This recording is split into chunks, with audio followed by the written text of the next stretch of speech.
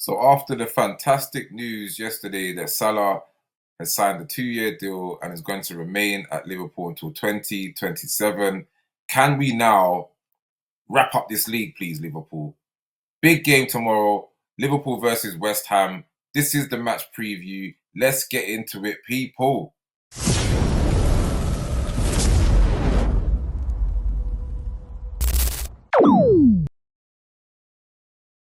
Grand rising and blessings to you, lovely people. Welcome back to the channel. It's your boy Mike's Blatant Red TV. Smash the like button on your way in. Subscribe if you haven't, and please leave a comment. I like to hear you lot's thoughts in the preview or match reactions, or even if there's transfer news. I like to hear you lot's thoughts. It's the whole thing. I don't want to just hear my opinions. I want to hear the people's opinions. You know what I mean? So yeah, people. Match preview. Liverpool versus West Ham. I'm back on your screens again. Shades on. Yeah, don't care. It's how I might do my videos now going forward, people, So get used to me wearing shades. It is what it is. The hat's on because, boy, the greys is a madness. Yes, I've got greys, people. I ain't afraid to admit that, but it is crazy under the hat. But yes, people, back to the football. Big game tomorrow. Big game tomorrow because of the fact that we lost last week to Fulham. So we need to bounce back. The Fulham result was disappointing, 100%, because it's a game that we should have won. But I think we just went out there on some lackluster thing because Arsenal dropped points against Everton the Saturday. And it's like, yeah, man, first half performance was shocking. Second half was a bit better. But by then, the game was already done. We was 3-1 down, having to chase the game against Fulham, which was a joke, to be honest, because we should have been in control of that game instead of Fulham basically being the team that was in control. Do you know what I mean? So anyway, yeah, man. So let's just get this league wrapped up tomorrow, please, Liverpool, man. Please, please. Especially after the news that we got yesterday with Salah signing. Obviously, the Virgil. I thought I was gonna wake up today to Virgil like signing his deal and picture and everything, but I guess we gotta wait a little bit longer for the Virgil one. They might come next week, but yeah, man. We move in it, man. We move in it. Until that news, we already know it's in the making, but until it's official, we move in it. We got a big game tomorrow, so let's basically talk about that. Boy, what can we say about West Ham? You know what? I don't really know too much about West Ham, so obviously I'm on the actual BBC website going through the team news right now. So far, what we know of when it comes to Liverpool is that Alisson Becker is back. The concussion is cool. Connor Bradley is available from injury, so that's a good news. We've got obviously like a proper right back playing at right back instead of Jones playing there. Not that Jones didn't, Jones did do well against Everton, but I think against Fulham he was a bit caught out. So it's better to just have someone in there who actually can play the position and then put Jones back into midfield. That's what I would like to see. So those are the two news that we know of. That's good news. The two bad news is that Joe Gomez and Trent Alexander are still out. As for West Ham, their striker, Fulkrug, if that's how you pronounce his name, he could start his first game since January. We know Mikel Antonio is still out, and I think Somerville as well. They're two long-term absentees.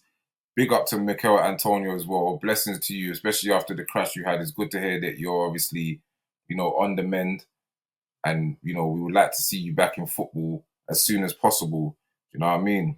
So, yeah, people, let's get into a little head-to-head when it comes to West Ham. West Ham won 3-0 at Anfield in August 2015, but that is their only victory in the last 57 games away to Liverpool in all competition. 14 draws, 42 losses, losing each of the past 9. So I'm trying to say their record at Anfield is dead, people. Like, Liverpool should be winning tomorrow comfortably, but with football, man, football is just a weird game sometimes. As for Liverpool, we know that the defeat that we had to Fulham ended our 26 unbeaten run. The Reds have lost 3 of their past 4 games in all competition, as many defeats as their previous 41 fixtures. The Merseysiders are vying for a 6th consecutive league win They are unbeaten in 13 top flight matches at Anfield, winning 11 of those since losing to Nottingham Forest in September. That's mad, you know. Like the Fulham loss was our first away loss, but it was our second loss of the season. The last loss we had was to Nottingham Forest, like I just said. September, people. September. We was on a crazy run, man. Crazy run. We could have still been on a crazy run if it wasn't for that dead performance against Fulham. But like I said, we move, man. We move. Is there anything else I want to touch on? That's the head. So that's the preview. Um, Let me look at the tables. Obviously, we know Liverpool sitting top. West Ham, where are they right now? West Ham are 16th. Do you know what I mean? 16th on 35 points. Has West Ham season been a good one? Well, they're going to avoid relegation. So technically, that is a good season after the madness that happened under Lopetegui, man. Like, Lopetegui was dragging them down. Obviously, Potter's come in. Performances haven't been that great, but they've been better than they was under Lopetegui, you know. But if I'm hearing off their last 6 games, I think they've had 2 wins, 2 draws, and 2 losses. So their form is just a bit, I don't know, man. It's a bit suspect right now. Some of the players that, you know, West Ham have, like Kudos and Jared Bowen and Paqueta, a lot of them haven't really been saying much this season. Paqueta probably because of that, you know, situation hanging over his head. I'm not too sure about Kudos. Kudos was all on stuff in the beginning half of the season, I think, but then he just tailed off. And Jared Bowen, I don't even know what's going on for Jared Bowen, but that's not our problem, people, man. That's West Ham's problem. Our problem is that we just need Liverpool to win this game.